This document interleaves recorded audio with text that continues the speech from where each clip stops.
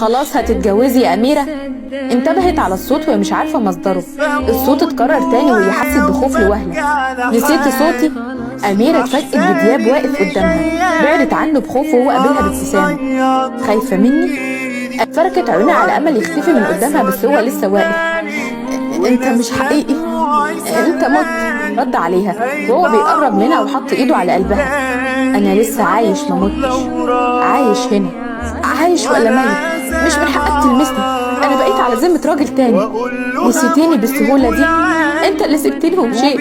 لما انت عايش ما ظهرتش طول الفترة اللي فاتت ليه؟ اللي جاي لي يوم فرحي عايز توجعني تاني ليه؟ دياب كان هنا، معرفش راح فين. ايه دياب؟ ايوه. مسلم قرب من أميرة وحط ايديه على كتفها واتكلم بنبرة هادية.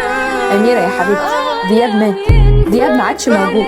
لا انت مش مصدقني، هو كان هنا معايا جوه وكلمني زي ما انا بكلمك بالظبط.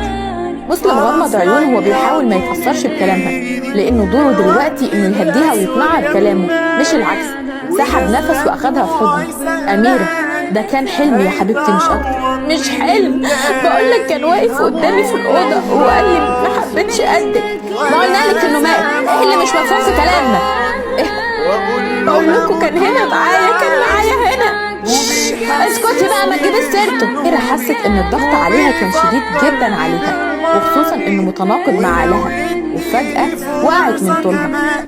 هيرجع قلبي زي زمان، قولوا سمان.